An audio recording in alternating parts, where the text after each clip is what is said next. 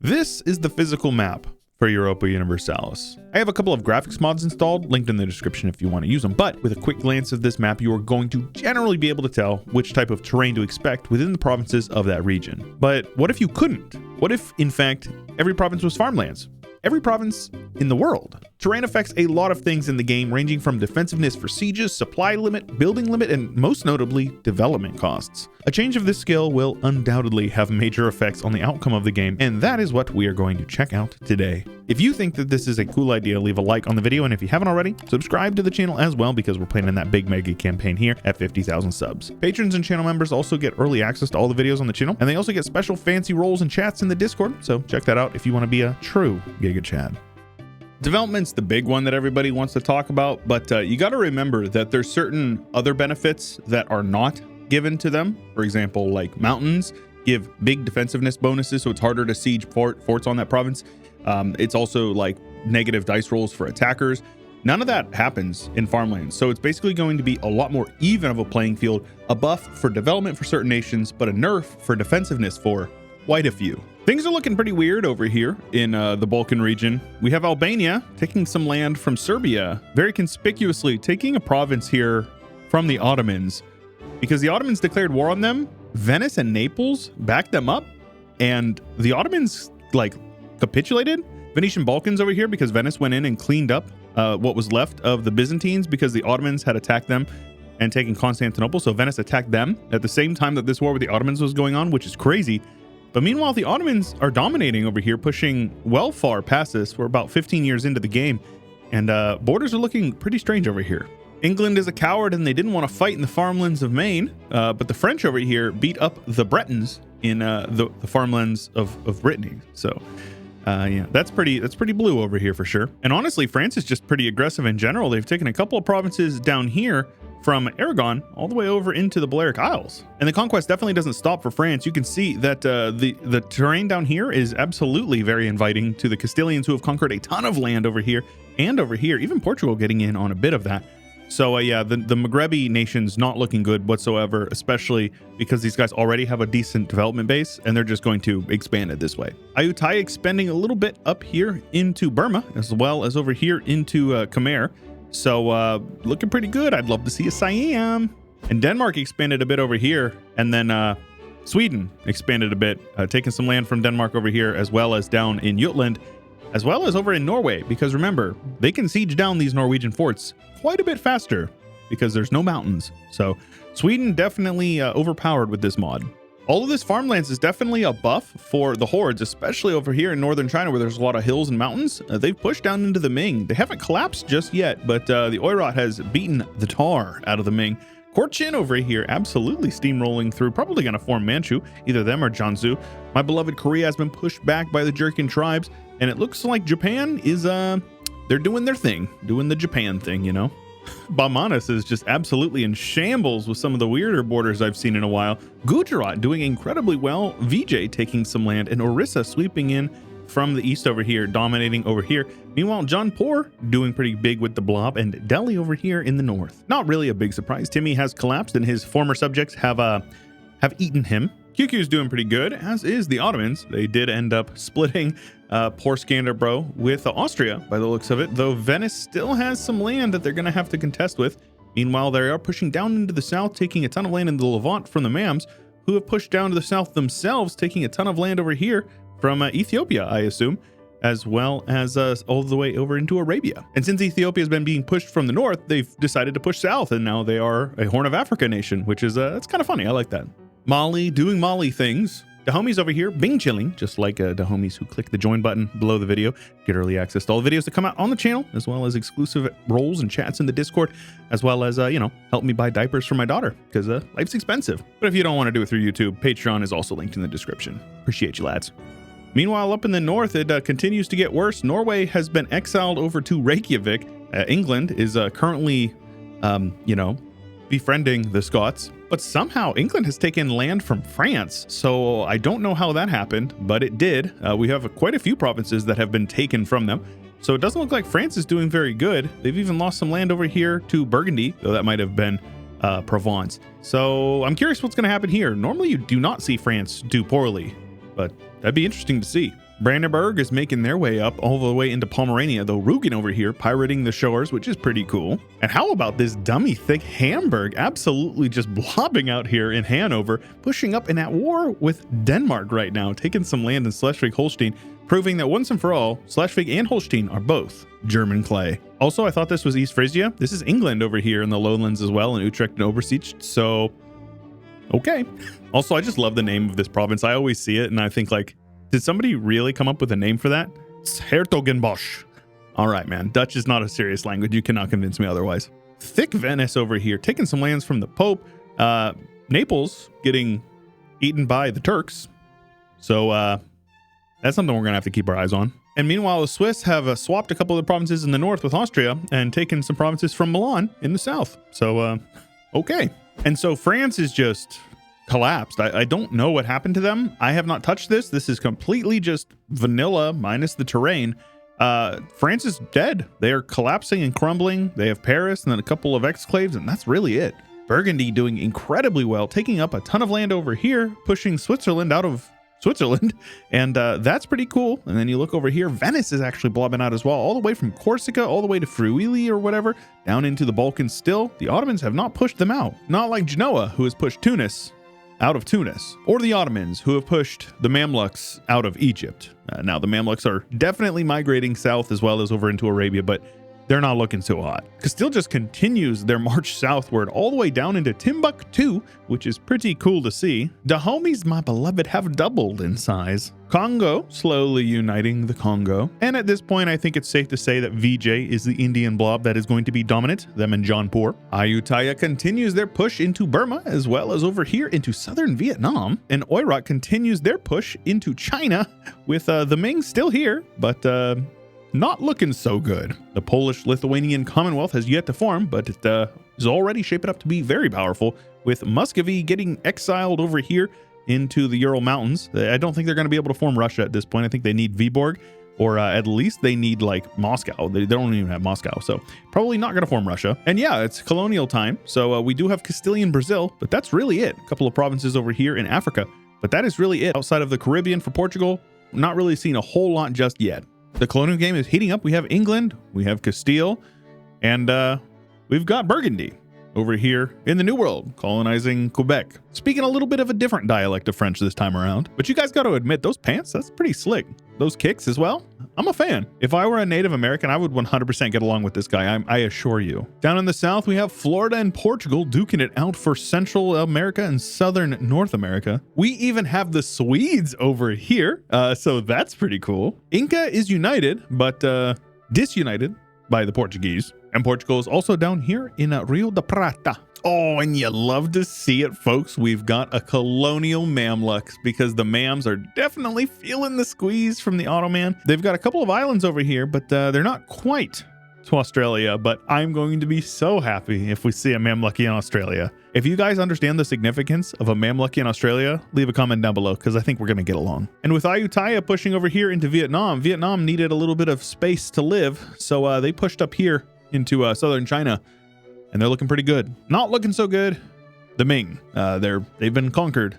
Even the land over here in Taiwan, it's now Oirat. So that's pretty good. Korea seems to have gotten one of their provinces back, but lost a couple more. But across the sea over here, Japan is united at last. Austria inherited Hungary, looking incredibly strong. Poland incorporated Lithuania, looking incredibly strong.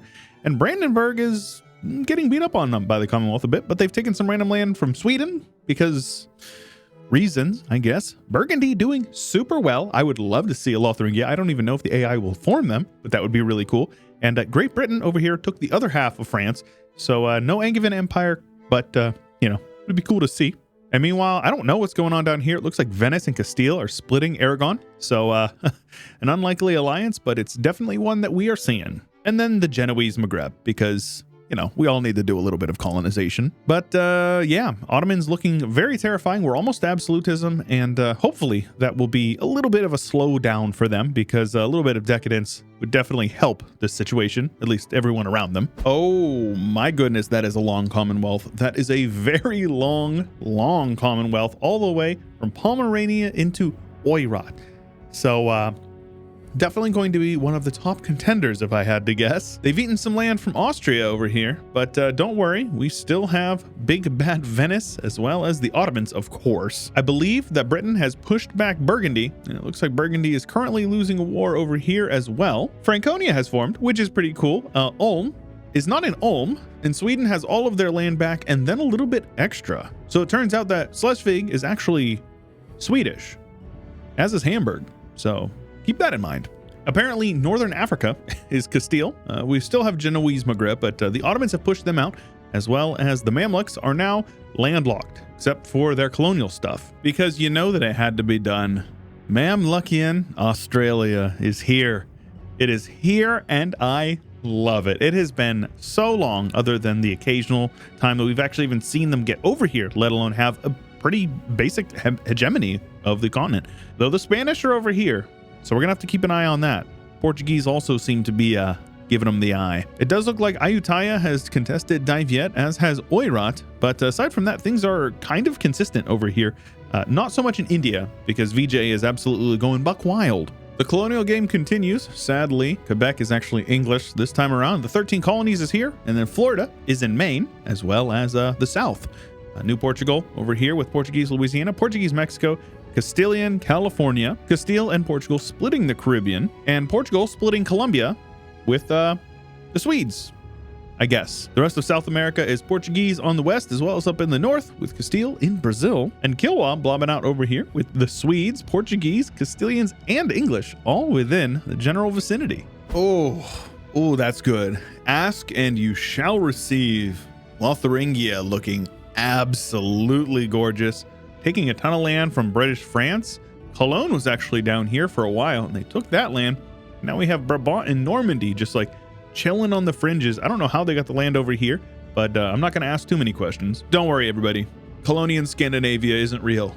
It can't hurt you. But this Ottomans, man, I think they probably can. Them or VJ, who's currently very much hurting a very strong Bengal. Them or Ayutthaya, who is looking pretty dang good. They've released a couple of nations, I think, or they just never conquered them. But all in all, very strong. Oirat just continues to dominate over here in China. And Korea took back some of their land, and then they lost some of it to Japan. And it looks like Portugal and Castile took the colonies away from the Mamluks. My disappointment is immeasurable, and my day is ruined. Congo took over the rest of the land over here and pushed all the way up into Lake Victoria, and colonization for South America is for the most part done. I think there's one province left over there. Meanwhile, the north is still got a little bit left to go. Pacifico Norte has spawned. Lotharingian Canada is here, so that's very cool. And the rest is just slowly filling in over time. With about 150 years left in the game, Castile is just now eking out the Ottomans, but it's only because they haven't embraced institution. Once they do, the Ottomans are very much out in front, with Portugal right behind Castile for the 3rd spot. Great Britain over there in the 4th spot, all very close to each other. VJ in the 5th, I love to see that. And Lotharingia in the 6th spot, very cool. Venice looking incredibly good with all of that development over in Italy, just ahead of the Commonwealth, who will actually go up into the 5th spot once they embrace institution. So there's a lot of really good power blocks that have formed up. We're also going to have to take a look at the development when this is all said and done, because obviously that's going to be something that's going to be really important to look at. But yeah, I'm really curious who's going to come out on top, because the Ottomans are likely going to collapse. They're surrounded by a bunch of very strong nations, and if their decadence spikes, they're going to die. I definitely know who I am rooting for, but I'm curious, who are you rooting for? So Cologne did this, pushing Brandenburg mostly up into Scandinavia. Meanwhile, over in the west, Lotharingia pushed Great Britain mostly out of France. Pretty nice borders in the end, if I do say so. They're also currently dumpstering Venice over here, who ended up taking a bunch of land in southern Italy from the Ottomans with Austria, because obviously Austria had a bit of a renaissance, and the Ottomans, not so much. I loved seeing a big Lotharingia, but I have to say, I think Big Georgia is better. But what is even better than Big Georgia is Berat, formed by Vijayanagara, I assume, looking so good. It's just a beautiful color too. Like, I would love to map paint with this. I have not played this nation since I did The Sun Never Sits on the Indian Empire, and that was like 3 years ago. Just look at Oirat, man, pushed back to the sea with Korea getting back their 1444 borders and then some. Taiwan is a 3-nation state. The East Indies are Portuguese. We've got some British over here, some Castilian over here, a little bit of Swedish as well, and then Lotharingia over here in New Guinea. And even the Turks got in on this, so that's pretty good. Australia is mostly Castilian, as is Africa, of course, but Lotharingian Congo is pretty cool. I definitely appreciate that. I totally missed the Knights over here in the Maghreb. Don't know how they got all that, but I assume that they had Malta given to them via the event when they got annexed by Venice or the Ottomans or something, but either way, that's pretty cool. And the New World actually looks, if you can believe it, almost 100% what it looked like last time we checked, except for the United States over here is free from the Great Britain. And I always love to see who conquers Greenland, and this time, Lotharingia. So that's pretty cool. We also have an independent Iceland, which is always nice to see. In the end, London with 51 development, 49 up here in Northumberland, and then another 53 over here. You're going to notice that there's a direct correlation between trade goods and the development, because coal provinces are always very heavily developed. Look at this, 45, 47, 47, 48, and the fact that it is all farmlands means it was all getting developed for very cheap. With the two most developed provinces in the world both belonging to Castile in Asturias at 67 and Leon with 62. Of course, both coal. But even then, we have a lot of 50 plus development provinces and a ton of 40 plus development. So that is really, really cool to see. I'm really not sure how that development compares to vanilla, but either way, Bharat over here has enough development to put them in the #1 spot. And I'm pretty sure VJ was like 5th or 6th last time we looked. So that is really cool and very well deserved. After that is Castile with their colonial empire, and Portugal and theirs not too far behind in the 2nd and 3rd spot. But then the 4th spot over here, Austria, like a phoenix, reborn from their ashes. And Lotharingia in the 5th spot, followed by Great Britain, the Commonwealth, and then Venice rounding out the 8th with a fully stacked economic hegemon for Bharat, which is terrifying. Just look at the development of Korea, because they get modifiers from their national ideas and stuff like that. Korea's development is seriously so standout. It is basically Europe, only in Asia. China is usually very well developed, but Korea is just like very noticeably better. Bharat dominated not only in development, but also in faith, which is very cool to see. And meanwhile, it looks like Catholic was actually the dominant Christian faith, with Anglican taking over a bit, Reformed over here in the New World, mixed with some Catholic, because for some reason, Portugal decided that they wanted to go Reformed. Culturally, nothing too out of the ordinary. The New World is very much Iberian, with Portuguese and Mexican in the north, and Platinian and Brazilian in the south.